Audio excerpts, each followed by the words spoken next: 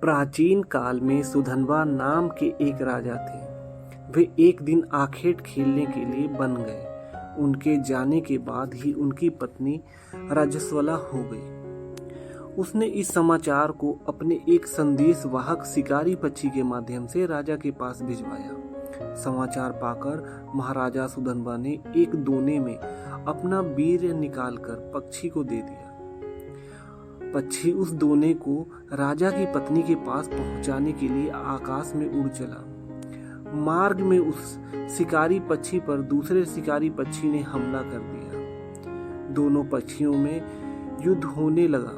युद्ध के दौरान वह दोना पक्षी के पंजे से छूटकर यमुना जी में जा गिरा। यमुना में ब्रह्मा जी के श्राप से मछली बनी एक अप्सरा रहती थी। मछली रूपी अप्सरा ने दोने में बहते हुए वीर्य को निगल गई तथा उसके प्रभाव से वह गर्भवती हो गई। एक निषाद ने गर्भ पूर्ण होने पर उस मछली को अपने जाल में फंसा लिया।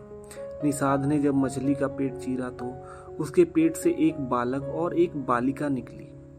वह निषाद उन शिशुओं को लेकर महाराजा सुधन्वा के पास गया।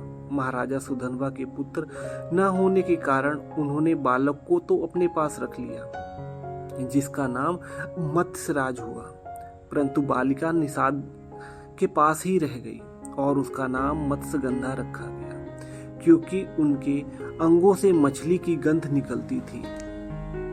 उस कन्या को सत्यवती के नाम से भी जाना जाता था।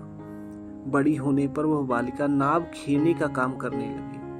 एक बार पराशर मुनि को उनकी नाव में बैठकर यमुना पार करनी पड़ी। पराशर मुनि सत्यवती के रूप सौंदर्य पर आसक्त हो गए और बोले, देवी, हम तुम्हारे साथ प्रणय करने के इच्छुक हैं। सत्यवती ने कहा, मुनिवर, आप ब्रह्म ज्ञानी हैं और मैं एक निषाद कन्या हूँ। हमारा भोग प्रणय संभव नहीं है।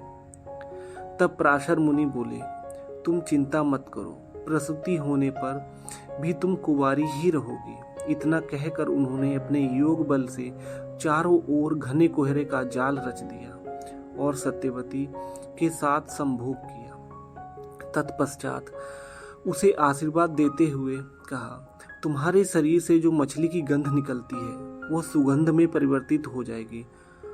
समय आने पर सत्यवती के गर्भ से वेद वेदांगों में परंगत एक पुत्र हुआ, जो जन्म लेते ही बालक से बड़ा हो गया और अपनी माँ से बोला, माता, तू जब कभी भी विपत्ति में मुझे स्मरण करेगी, मैं उपस्थित हो जाऊंगा। इतना कहकर वे तपस्या करने के लिए द्वैपायन द्वीप पर चले गए।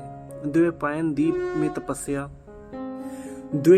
द्वीप पर तपस्या करने तथा उनके शरीर का रंग काला होने के कारण उसे कृष्ण द्वैपायन कहा जाने लगा।